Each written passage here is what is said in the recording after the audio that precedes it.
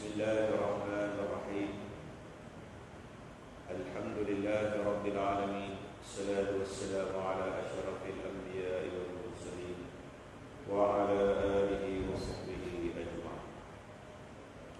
Allahumma salli ala sayyidina Muhammadin nabiyil ummi wa ala alihi wa sallim taslima. Assalamualaikum warahmatullahi wabarakatuh.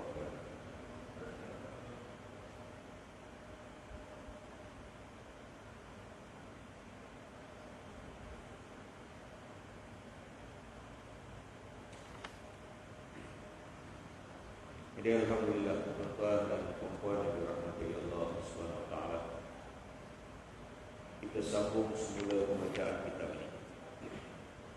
Kita masih lagi dalam bab yang ke-29, yaitu suatu bab yang datang untuk menyatakan tentang berdiri sebentar di depan kuburan setelah pemakaman dan berdoa agar diberi keteguhan. Sambungannya.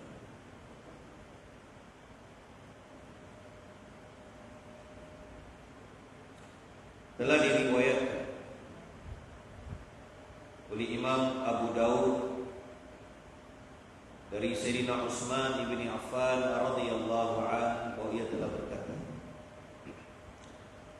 kata Sayyidina Utsman, apabila selesai menguburkan mayat, baginda Rasulullah sallallahu alaihi wasallam berdiri di depannya seraya bersabda, mohonkanlah keampunan dan keteguhan buat saudara kalian ini, kerana sekarang ini dia sedang ditanya oleh malaikat. Begitu juga diriwayatkan oleh Abu Abdullah At-Tirmizi Al-Hakim di dalam kitabnya Nawadir Al-Usul.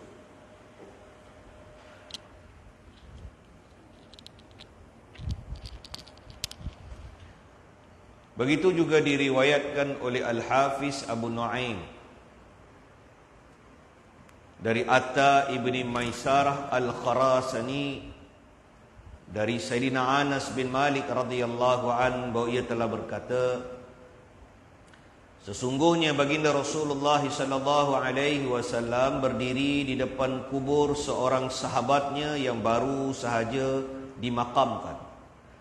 Kemudian baginda sallallahu alaihi wasallam bersabda, sesungguhnya kita adalah milik Allah dan sesungguhnya kita akan kembali kepadanya. Ya Allah, ia beristirahat kepadamu dan engkau adalah sebaik-baiknya tempat untuk beristirahat. Renggankanlah bumi dari sepasang lambungnya, bukakanlah pintu-pintu langit untuk rohnya, terimalah ia di sisimu dengan penerimaan yang baik, dan teguhkanlah lidahnya di dalam menjawab pertanyaan-pertanyaan malaikat. Jadi tuan-tuan dan puan-puan yang dirahmati oleh Allah Subhanahu wa taala,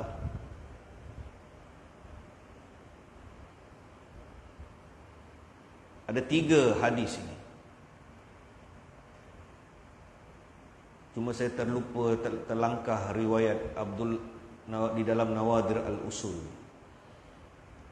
Sebenarnya ada 3 hadis, tapi hadis yang ketiga ini saya bacakan. Hadis yang ketiga ini diriwayatkan oleh Abu Abdullah At-Tirmizi Al-Hakim di dalam Nawadir Al-Usul dari Sayyidina Utsman ibn Affan radhiyallahu an bahwa ia telah berkata, setiap kali sehabis memakamkan mayat, Nabi sallallahu alaihi wasallam berdiri seketika seraya memohonkan keteguhan buatnya. Beliau sallallahu alaihi wasallam kemudiannya bersabda, huru-hara yang paling mengerikan yang dihadapi oleh seorang mukmin ialah kuburan. Jadi ada 3 hadis ini. Pada malam ini ada 3 hadis. Hadis riwayat Imam Abu Daud yang dikeluarkan oleh Utsman bin Affan radhiyallahu an. Begitu juga hadis riwayat Imam At-Tirmizi dan juga Imam Abu Nu'aim. Di dalam hadis yang pertama ini, hadis yang diriwayatkan oleh Imam Abu Daud dari Utsman bin Affan radhiyallahu an. Kata Sayyidina Utsman, Apabila selesai menguburkan mayat, baginda sallallahu alaihi wasallam berdiri di depannya. Nabi berdiri dekat depan kuburan, di kepala mayat itu. Kemudian Nabi sallallahu alaihi wasallam bersabda, mohonkanlah keampunan. Ada dua benda Nabi suruh buat. Nabi kata, mohonkanlah keampunan. Doalah, kata Nabi. Semua orang doa. Mohonkanlah keampunan. Masing-masing berdoalah, mohonkan maghfirah, keampunan untuk saudara yang meninggal. Selain daripada keampunan, Nabi kata, dan keteguhan. Mohonlah supaya Allah beri dia keteguhan buat saudara kalian ini. Kerana sekarang ini dia sedang ditanya oleh malaikat. Dalam hadis ni kalau kita tengok, maknanya malaikat datang ni bukan tunggu orang balik semua. Kan? Walaupun kita ada dengar riwayat setelah penziarah yang terakhir meninggalkan kuburan. Adalah riwayat tu. Tapi nak bagi tahu ada orang awal urusan dia. Tak tunggu kita. Itu rezeki masing-masing. Mana ada jenazah berdasarkan dalil riwayat Abu Daud ini. Mana Nabi sallallahu alaihi wasallam bersabda, mohonkanlah keampunan. Nabi kata mohonkan maghfirah, keampunan untuk dia. Dan keteguhan. Teguhkan hati dia. Teguhkan kalam dia. Dengan kaulan sadida. Dengan kalam yang mana bila dia diuji di kuburan ini, mudah untuk dia menjawab persoalan kubur. Itu je.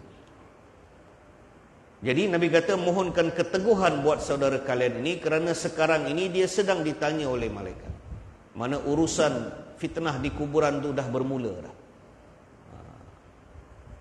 Dah berlaku dah soal jawab ni. Kan?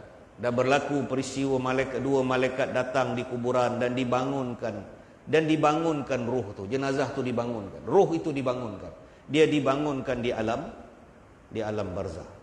Berlakulah proses tu. Kemudian mana Nabi perintah 3 benda Nabi buat. Pertama, Nabi berdiri lepas kubur, lepas mengkebumikan mayat, Nabi berdiri. Berdiri pun boleh. Nak duduk pun boleh. Sebab Nabi berdiri itu Nabi berikan satu peringatan. Ad-dinu nasihat. Agama ni nasihat. Agama ni nasihat. Dan nasihat yang paling berkesan untuk semua orang bila semua orang berada di kuburan. Jadi nasihat itu akan memberi kesan. Sebab apa? Kematian itu ada di hadapan orang yang hadir. Jadi sebenarnya nasihat itu bermanfaat, kata para ulama. Dia bermanfaat kepada orang yang berada di atas kuburan, dan juga dia memberi manfaat kepada orang yang berada dalam kuburan. Dia bukan orang atas je. Orang atas pun ada manfaat. Orang yang dah dikebumikan dia pun ada manfaat. Imam Al-Qurtubi rahmatullah alaih ada satu bab dalam kitab ni, yang mana Imam Al-Qurtubi rahmatullah alaih membawa satu bab berkenaan dengan manfaat orang yang memberikan nasihat di atas kuburan. Maknanya talqin lah. Senang faham kan? Orang baca talqin. Itu sebab saya pesan tuan-tuan, kalau ada orang meninggal ni, kadang-kadang tukang baca talqin dia miss lah. Kan? Kadang-kadang sampai kubur tak ada orang nak baca talqin. Saya cakap tu sebab saya baru kena baru ni. Tapi saya memang kitab talqin tu ada dalam dashboard tu. Ada standby. Cuma kadang-kadang kita pergi tempat orang, setiap kawasan tu ada ayahanda dia kan. Adalah imam kawasan tu. Tapi banyak kes kadang-kadang dah ke bumi, tiba-tiba tak ada orang nak baca talqin. Sebab nak baca talqin ni bukan semua orang, memang benda tu boleh baca, tapi bukan semua orang sedia nak ke depan. Benda tu bukan kita buat hari-hari. Takut juga yang nak tukang baca tu pun takut juga. Kan? Jadi talqin ni memberi kesan yang besar.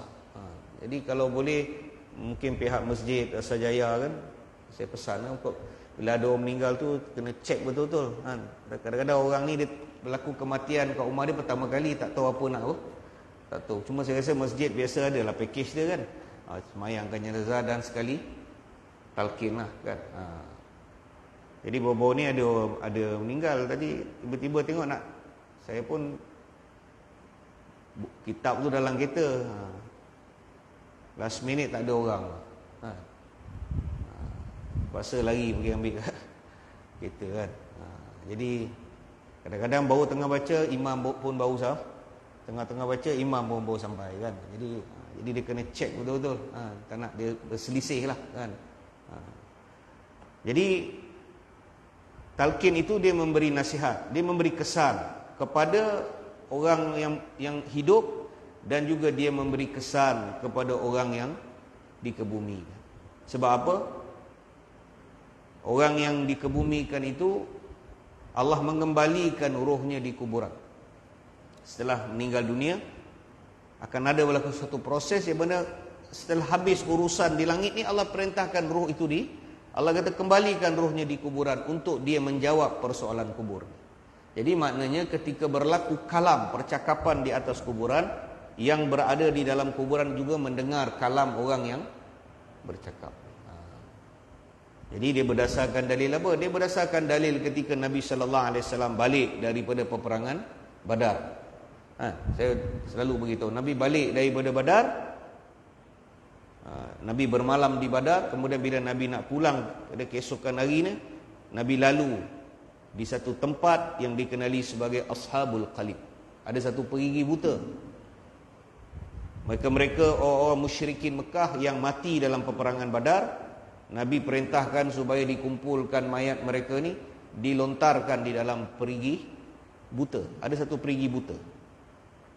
Jadi perigi buta ni dikenali sebagai Ashabul Qalib. Ya, ini penghuni-penghuni perigi buta ni semua yang mati dalam peperangan Badar. Mati dalam peperangan Badar, musyrikin Mekah yang mati, mayat lontar dalam perigi buta. Jadi keesokan harinya bila Nabi sallallahu alaihi wasallam balik, Nabi lalu dekat situ. Bila Nabi lalu, Nabi berhenti. Kemudian Nabi menghampiri perigi buta ni, kemudian Nabi berkhutbah. Nabi menyampaikan macam bentuk khutbah, percakapan. Nabi cakap dengan penghuni kubur. Nabi kata, wahai ya ashabul qalib. Nabi kata, wahai penghuni perigi buta, bagaimanakah keadaan kamu sekalian? Nabi, macam mana keadaan kamu hari sekarang ni? Sudahkah kau mendapatkan apa yang aku katakan benar? Kata Nabi. Apakah kalian sudah mendapatkan apa yang kalian inginkan? Betul tak apa aku beritahu kalian ni? Macam itulah nak faham. Dah jumpa dah? Dah nampak dah? Bila Nabi cakap macam tu, Sayyidina Umar radhiyallahu yang berada kat belakang, Sayyidina Umar kata, ya Rasulullah, apakah engkau bercakap dengan orang yang sudah mati? Umar kata, ya Rasulullah, Tuan bercakap dengan orang yang dah mati ke? Nabi pun kata, ya Ibnul Khattab.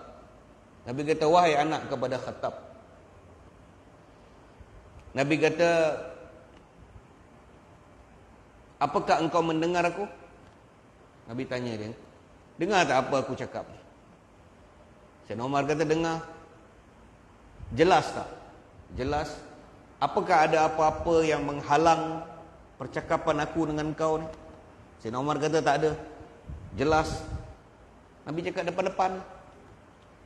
Nabi kata, ya Ibnul Khattab, wahai anak kepada anak Khattab. Nabi kata, wahai Umar. Sayyidina Umar bukan berdiri jauh. Sayyidina Umar berdiri depan Nabi. Nabi kata, wahai Umar, mereka dengar aku. Mereka ni jauh tu, Ashabul Qalib, masuk dalam lubang tu. Nabi kata, tapi mereka dengar aku lebih jelas daripada kau dengar aku ni. Jadi berdasarkan dalil itu, kata para ulama kepada mereka, sungguh roh itu adalah urusan aku, kata Allah. Dan tiadalah aku memberi maklumat, pengetahuan kepada kalian tentang roh itu illa qalila, melainkan sedikit je, kata Allah.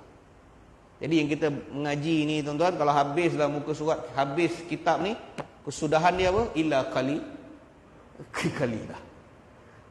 Ni ada lebih kurang berapa muka surat ni? Dia ada 646 muka surat. Kalau saya panjang umur, tuan-tuan pun panjang umur, kalau lah rezeki kita dapat habis kitab ni, sekarang rasa jaya baru 63 muka surat, 63. Ada berapa ratus muka surat lagi. Kalau kita khatam lah, panjang umur kita khatam ni, habis mengaji ni tuan-tuan. Dah ngaji dah? Dah. Talaki. Mengaji secara talaki. Daripada satu muka surat kepada satu muka surat. Habis mengaji. Macam mana? Illa qalilah. Tiadalah apa yang ada dekat kita tu melainkan sedikit. Jadi Imam Qurtubi rahmatullah alaih kata roh ni dia tidak mati. Yang mati itu adalah proses roh keluar daripada jasad, nama dia mati. Tapi roh tidak mati. Roh sentiasa hidup. Roh hanya berpindah alam. Jadi yang hancur itu jasad. Yang hancur itu jasad. Roh berpindah alam. Roh hidup. Roh hidup di alam barzah. Esok bila kiamat, barzah pun musnah, roh berpindah alam, masuk kepada alam akhirat. Jadi orang tanya barzah ni bukan akhirat ke? Bukan. Kan? Barzah ni akhirat ke? Belum lagi. Imam Qurtubi rahmatullah kata barzah itu akhirat pun bukan, dunia pun bukan. Barzah itu dunia pun bukan, akhirat pun bukan. Dia adalah alam dia yang tersendiri. Allah simpan ruh itu. Dia transit. Dia transit. Jadi bila ditiupkan sangkakala, barulah roh itu berpindah ke alam akhirat. Jadi buat masa sekarang, Allah simpan roh itu di satu alam yang nama dia alam dia barzah. Dan di barzah itu ada suatu kehidupan. Dan di kehidupan itu, di situ juga rahmat Allah Ta'ala masih terbuka luas. Allah masih beri peluang kepada orang yang hidup. Allah masih lagi beri peluang kepada orang yang telah mati ini untuk mendapatkan pengampunan. Walaupun dosa dia banyak. Maha baiknya Allah Ta'ala ni. Dahlah hidup dekat dunia 60-70 tahun bermaksiat dengan Allah. Kembali kepada Allah, bawa dosa sebesar gunung, punyalah banyak.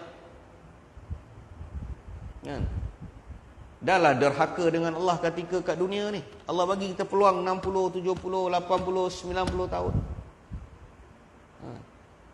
Hidup sampai 90 tahun. Bilang maksiat lebih banyak daripada pahala. Mati dalam keadaan bawa dosa yang begitu banyak. Kalau ikut hukum akal, azab ajalah ya Allah. Tak payah cerita banyak, terus sebat aja. Tapi Allah Ta'ala ni, innallaha ghafurur rahim. Kerahiman Allah Ta'ala mengatasi kemurkaan Allah. Maha baiknya Allah Ta'ala ni, Allah tak terus pindahkan ruh tu masuk alam akhirat. Allah kata transit dulu di barzah. Maka di barzah itu Allah bukakan, masih ada rahmat Allah Ta'ala lagi. Berdasarkan hadis Nabi SAW, Nabi kata ummati ummatan marhumah. Nabi kata umat aku ni dia tak sama macam umat-umat yang Nabi yang lain. Nabi kata ummati ummatan marhumah. Umat aku ni umat yang dirahmati, kata Nabi. Sebab akulah. Disebabkan aku ni umat yang dirahmati. Kemudian Nabi kata takhuluna fi kuburiha. Mereka bila mati, mereka masuk ke dalam kubur. Bidzunubikal jibal. Nabi sebut bidzunubikal jibal. Zunubikal jibal. Mereka bawa dosa-dosa mereka begitu banyak seperti gunung. Dosa begitu banyak macam gunung, kata Nabi. Tetapi apabila mereka masuk ke dalam kuburan, tetapi apabila mereka dibangkitkan daripada kuburan mereka, bila mereka keluar daripada kuburan mereka, sebahagian besar daripada dosa-dosa mereka telah pun dihapuskan. Dia yang mati itu pun nak istighfar pun tak boleh lah. Dah tak boleh lah. Yang mati itu, dia dah ada dosa banyak, dia mati. Dia dah tak boleh istighfar lagi dah. Dia tak boleh nak ambil biji tasbih tu, astagfirullah. Dalam kubur tak ada istighfar. Dia tak boleh istighfar. Dia tak boleh baca tasbih, dia tak boleh selawat, dia tak boleh baca Quran, dia tak boleh buat apa. Kubur, kata dia, barzah bukan tiada rukuk dan tiada sujud. Di barzah tiada rukuk dan tiada sujud. Tak boleh buat apa-apa. Tetapi dengan kerahiman Allah Subhanahu Wa Taala, Allah beri peluang dia mendapat pengampunan melalui doa, kata Nabi, melalui doa dan istighfarnya orang-orang yang hidup macam kita ni terhadap orang-orang yang telah mati. Jadi kita nak dapatkan, nak tolong orang yang dah mati tu, istighfar untuk dia. Itu sebab Nabi baca doa tu, Rabbighfirli wali walidayya walil mu'minina wal mu'minat wal muslimina wal muslimat al ahya'i minhum wal amwat. Kalaulah kita tak boleh istighfar untuk orang mati, pasal apa? Nabi ni kata, siapa Nabi nak baca doa tu? Pasal apa Nabi kata wal muslimina wal muslimat wal mu'minina wal mu'minat al ahya', yang masih hidup, wal amwat, yang dah mati. Jadi kita baca doa tu. Barang siapa yang baca sebanyak 27 kali, antara fadilat, kelebihan orang yang baca doa ni, Rabbighfirli wali walidayya, Rabbighfirli, doa keampunan untuk kita masih hidup. Wali walidayya, mungkin mak bapak hidup, mungkin dah mati. Kalau masih hidup, mak bapak kita kategori dapat pengampunan waktu hidup, sebab istighfar anak dia baca terus sampai. Wali walidayya walil mu'minina wal mu'minat, seluruh orang mukminin dan mukminat ni, wal muslimina wal muslimat al ahya, sama ada yang masih hidup 2 bilion ni, orang Islam yang masih hidup atas muka bumi ni, al ahya wal amwat, yang mati daripada zaman Abu Bakar radhiyallahu an.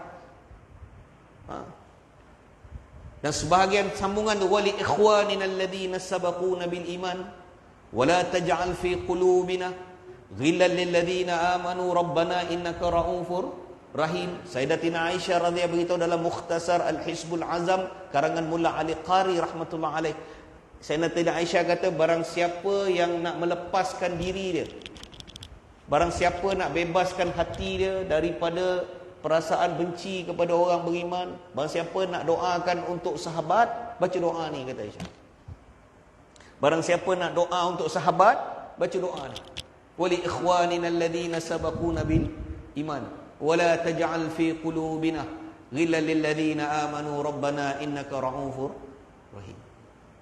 Jadi orang yang duk istighfar minta ampun untuk orang yang dah arwah ni, kan? Itulah kadang-kadang imam lepas semayang tiba, ila hadratin Nabi Mustafa Muhammad, kan? Wa ila arwahil muslimin wal muslimati kafatan ammah, khususan ila ruhi almarhum. Besar fadilat itu. Tak apalah, siapa tak nak baca, tak sampai, dan tak pi. Ahlus sunnah wal jamaah berpegang kepada pandangan istighfar kita, doa kita, Fatihah kita, Quran kita, doa, sedekah sampai. Yang tak nak kata tak sampai, tak apalah. Tak payahlah duduk, bangunlah. Bangun aja lah, keluarlah. Tak payahlah nak keluar tu.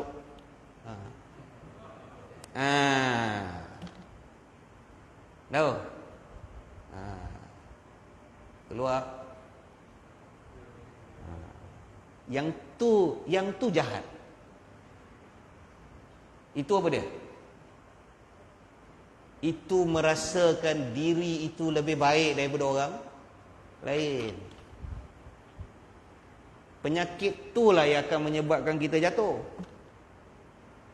Tak apa, tak nak buat tahlil, tak nak duduk belakang imam, saya tahlil, tak apalah, tuan bangunlah, semayanglah sunat beriak. Yang masalah tu, saya cakap tu sebab orang buat. Dia tunjuk kat saya macam tu. Saya kata jangan Ji. Jangan. Iblis dia paling saleh. Iblis dalam kitab Sirul Asrar Syekh Abdul Qadir Jalani rahmatullah alaih, Iblis dia zikir langit yang pertama 1000 tahun. Waktu langit pertama.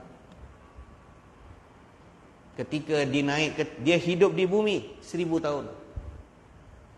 Dia ibadat di bumi 1000 tahun. Bila beramal dan naik amal dia, sehingga bila dia beramal tu, dalam kitab Sirul Asrar, zikir punya amal, tiba-tiba dia tengok sayap dia keluar. Dah macam transformer. Dia zikir.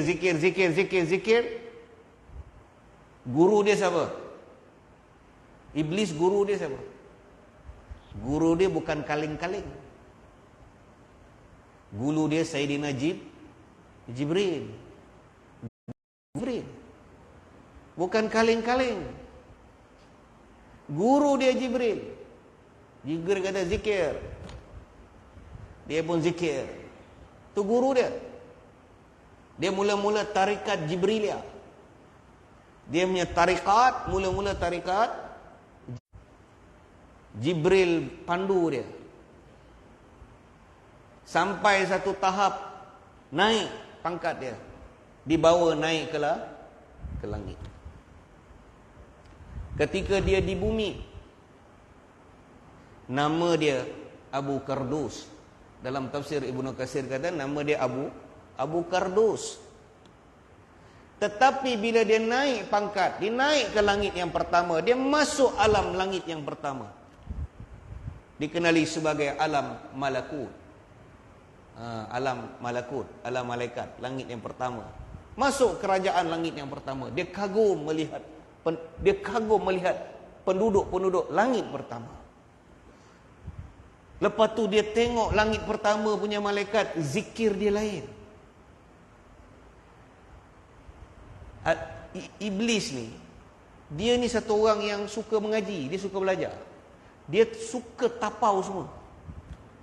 Dia tak boleh, dia apa saja ilmu dia nak belajar. Ustaz ni dia nak belajar, ustaz tu mengaji, ustaz. Dia suka belajar. Dia suka mengaji.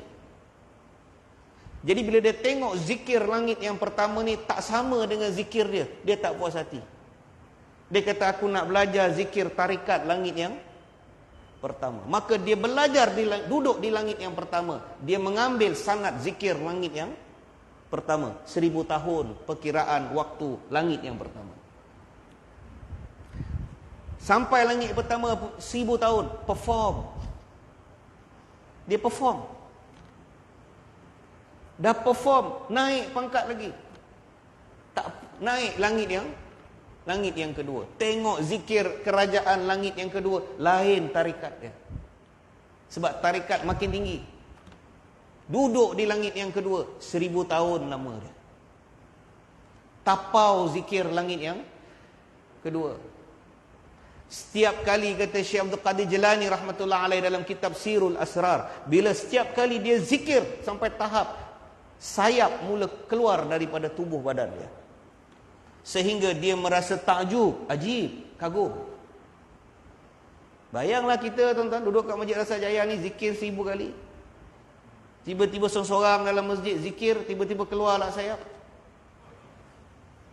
Macam mana jalan kita kat Rasa Jaya ni?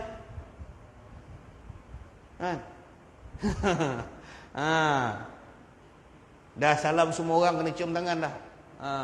Macam mana? Dah keluar sayap. Tapi Allah Ta'ala tak keluarkan sayap kita. Naik langit yang ketiga, begitu keadaan ni, keempat, kelima, tapau semua zikir alam malakut ni. Sampai langit yang ke-7. Sehingga dia merasakan akhirnya iblis berkalam.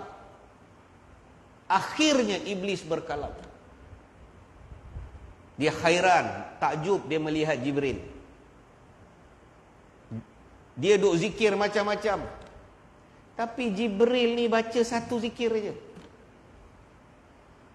Dia tengok guru dia baca satu zikir. Guru dia baca zikir apa? Guru dia baca Allahumma salli ala Muhammad. Allahumma salli ala Muhammad wa ala ali. Jibril selawat. Atau Allahumma salli ala Sayyidina Muhammad wa ala ali Sayyidina Muhammad. Jibril selawat atas Nabi. Sehingga Iblis tanya, duk wirid selawat, mana orang? Mana orang dia? Jibril selawat Nabi 50,000 tahun sebelum Nabi dikeluarkan.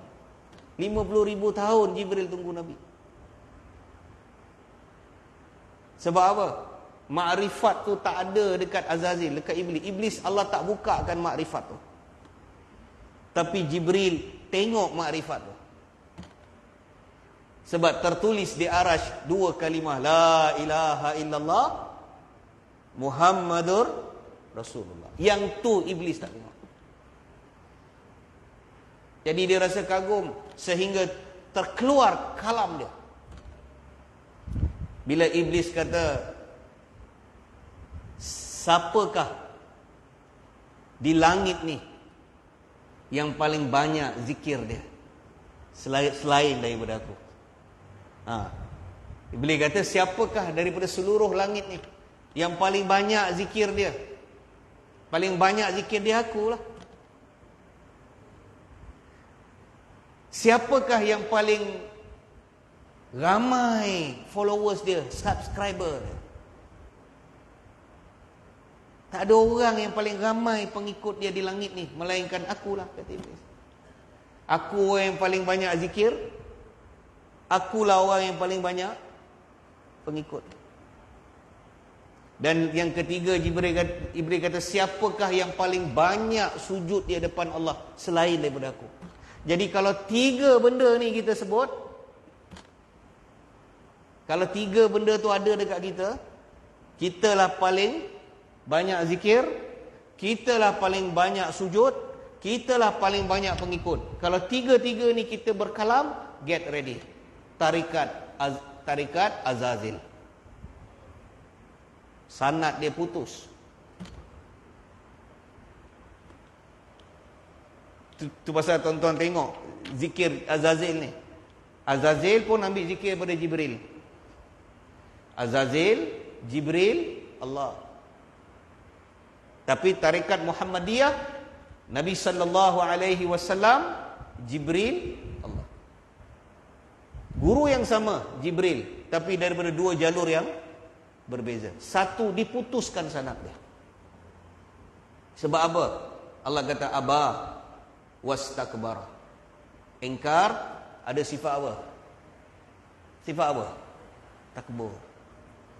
Merasakan diri itu lebih Islam daripada orang lain. Merasakan diri itu paling faham Quran ni daripada orang lain. Merasakan diri itu lebih faham hadis Nabi daripada orang lain. Merasakan diri itu lebih sunnah daripada orang lain.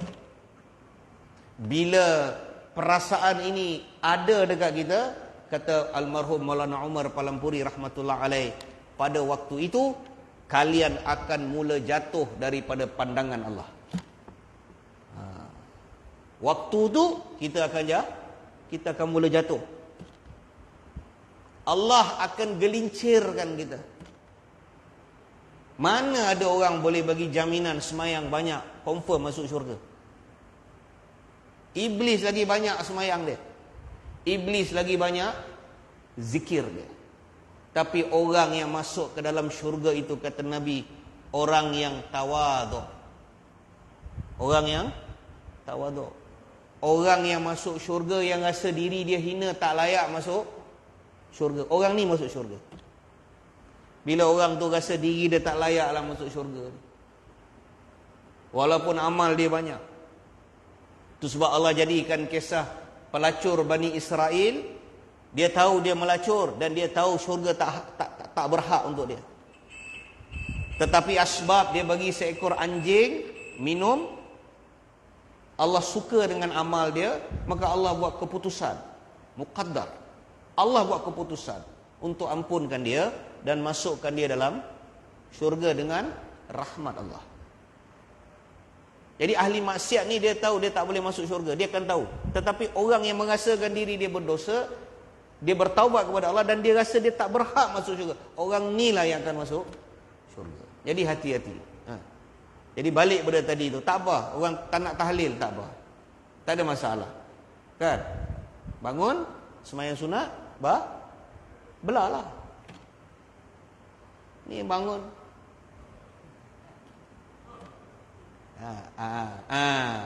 tarikat Azazil, walaupun hitam dahi. Hitam dari Azazil tu lagi hitam sampai koyak sejadah pun Allah gelincirkan dia. Jadi berhati-hati. Macam kita bawa kereta belakang petroleum tanker, Petronas ataupun Shell, Exxon Mobil. Apa dia tulis dekat belakang tu? Dia tulis nombor 1 danger. Dia tulis danger. Besar dia tulis danger. Bawah tu flammable, mudah terbakar. Yang ketiga tu penting, keep your distance. Jauhkan jarak anda. Jadi kalau jumpa orang macam ni, senang aja. Danger,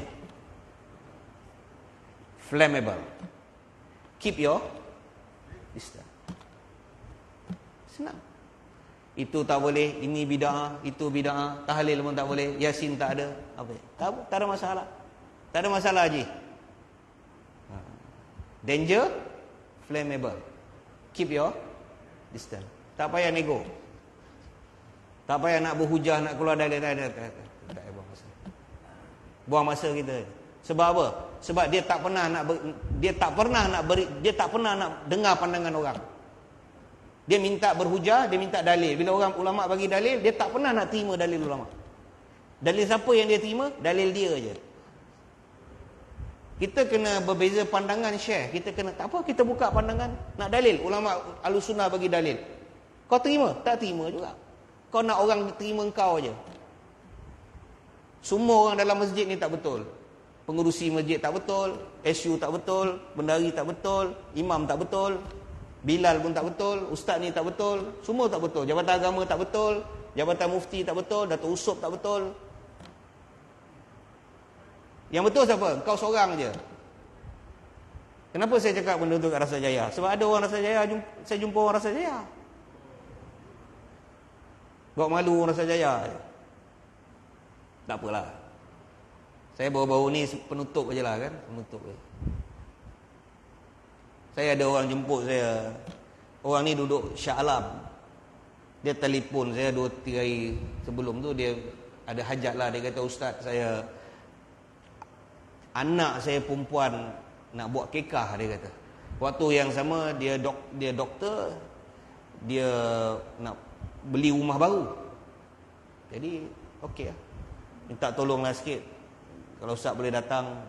Saya kata, saya tengoklah, saya berhajat ni Ustaz, dia kata. Saya kata okey lah.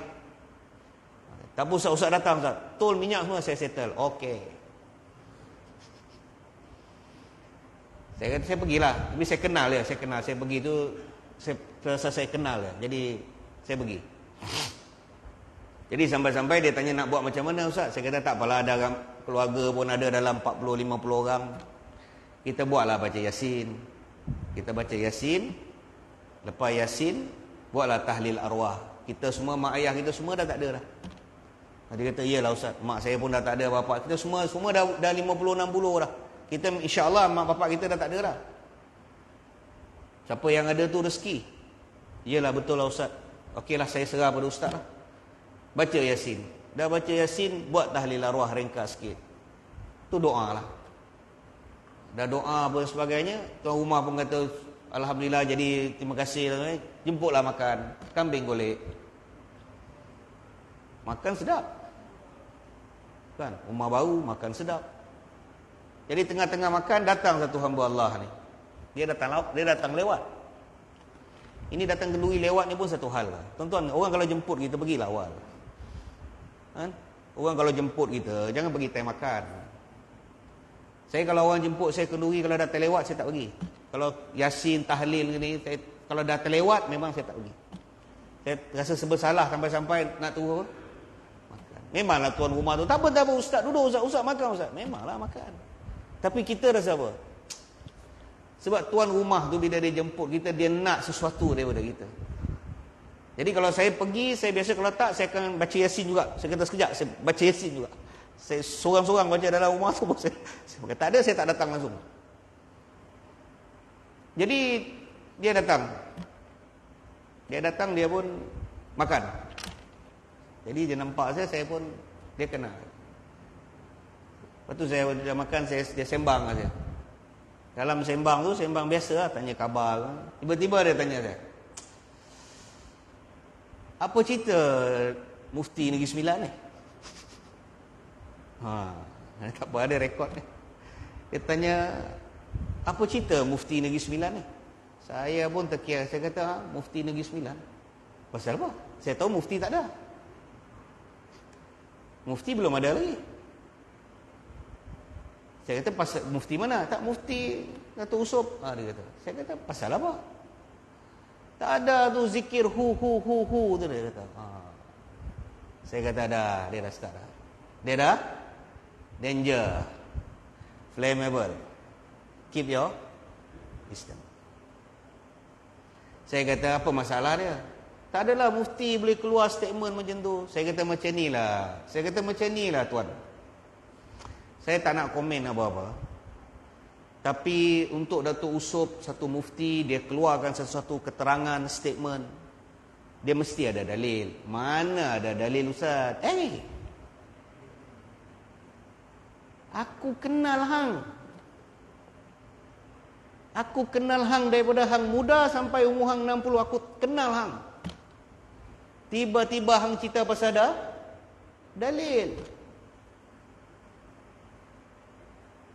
Saya kata, Datuk Usop, untuk dia keluar satu keterangan, kita Negeri Sembilan ada ahli majlis jawatan kuasa fatwa. Bukan satu orang, lebih 10 orang.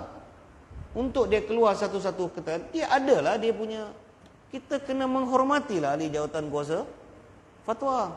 Jadi untuk dia beri keterangan tu, mestilah ada dalil dia. Mana ada Ustaz? Jadi saya kata, tuan nak suruh saya jawab macam mana? Tuan nak suruh saya jawab macam mana? Saya kata macam ni lah tuan. Dia kata sebenarnya Islam ni mudah je. Dia kata. Nampak tak? Islam ni mudah je. Ni duk baca Yasin malam Jumaat, duk tahlil ni semua tak ada. Nabi tak buat. Dia kata. Nabi tak buat. So jadi benda-benda ni diada-adakan. I pergi US, you tahu, I dekat US. Masjid kat US tak ada ni semua. Yang ada ni Malaysia je, dia kata. Saya pun jawab dia macam ni lah, Tuan Haji. Kita make it short aja lah. Saya kata, Tuan Haji, Islam cecah bumi tanah Melayu ni. Islam cecah bumi tanah Melayu yang diberkati ini. Menurut catatan Ibnu Battuta dan Marco Polo. Menurut catatan Ibnu Battuta dan Marco Polo yang datang ke rantau kepulauan Nusantara ni, telah mencatatkan di dalam kitab-kitab tarikh mereka bahawa pada akhir kurun ke-13 dan awal kurun ke-14 telah wujud agama telah ada Islam.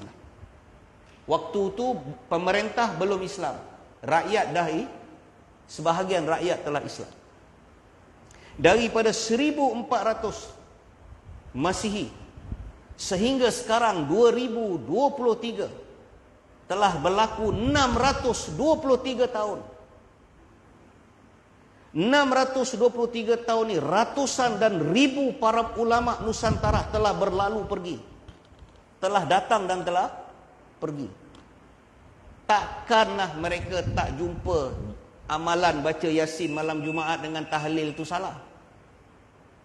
Kalau dah tahu salah, takkan 600 tahun tu berlalu pergi, tak ada seorang pun beritahu benda tu salah.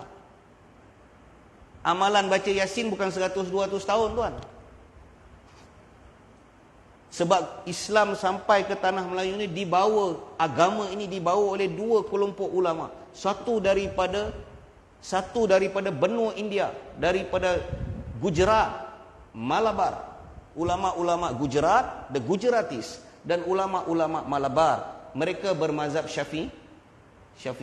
Kemudian didatangi oleh ulama-ulama Hadramaut daripada Yaman. Syafi'i. Itu sebab kita semua ni Syafi'i. Jadi amalan itu telah berlalu 623 tahun. Ribuan, ratusan para ulama telah datang dan telah pergi. Takkan tidak ada satu kelompok ulama yang mengatakan benda itu salah. Tiba-tiba datang 2020 ni, 2023, muncullah 2-3 kelompok orang yang belajar agama melalui YouTube. Tahu YouTube? Habis lah. Jadi berhati-hati. Tak nak baca, saya senang je dengan kelompok ni. Tak nak tak apa. Tak payah kita bergaduh. Tuan tak nak baca Yasin, tak apa. Tuan tak nak baca tahlil, tak apa. Tuan pesan dengan imam, saya mati besok, tak payah buat tahlil 3 hari. Habis cerita. Pesan ke imam tu, tulis satu surat, PM tepi. PM lah, kalau berani. Mam, saya kalau mati besok, tak payah nak buat tahlil 3 hari. Lepas tu dekat kubur saya tak payah talqin. Habis tanam saya, imam belah. Pesan lah. Tapi masalah sembang bukan main. Tapi bila dah mati kat rumah dia, mam, datanglah jumpa imam. Baca Yasin. Boleh pula baca Yasin. Jadi komputer kata, come on man. Dia ada benda tu kita apa? Jadi berhati-hati kan. Berhati-hati dengan kelompok ni. Tapi orang rasa jaya lah tu. Jadi tak apalah, kita istighfar untuk orang rasa jaya lah. Buat malu orang rasa jaya. Dia nak attack Datuk Usop pula. Janganlah attack orang tua tu. Orang tua tu pun dah bersara dah. Kan? Sian dia. Kan? Jadi semua orang tak betul. Mufti tak betul. Jabatan mufti tak betul. Imam tak betul. Ustaz ni tak betul. Habib ni tak betul. Syekh ni tak betul. Semua tak betul. Habis siapa yang betul? Kau seorang je betul. Jadi itu sifat apa? Itu sifat Azazil lah. Merasa diri itu lebih betul daripada orang lain. Jadi insyaAllah lah tuan-tuan. Jadi kita berhenti takat ni dulu. Kita sambung pada minggu yang akan datang insyaAllah. A'udzubillahi minasyaitanirrajim. Bismillahirrahmanirrahim. Alhamdulillahirrabbilalamin. Wassalatu wassalamu ala asyrafil anbiya'i wal mursalin. Wa ala alihi wa sahbihi ajma'in. Allahumma salli ala sayyidina Muhammadin nabiyil ummi wa ala alihi wa sallima taslima. Rabbana ghafir lana wa liwalidain wa lil mu'minina yawma yaqumul hisab. Rabbirhamhuma kama rabbayana saghira. Rabbana atina fid dunya hasanah wa fil akhirati hasanatan wa qina adzabannar. Wa sallallahu ala sayyidina Muhammadin nabiyil ummi wa ala alihi wa ashabihi wa sallam.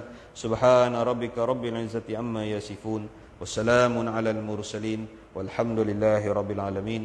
Assalamualaikum warahmatullahi wabarakatuh.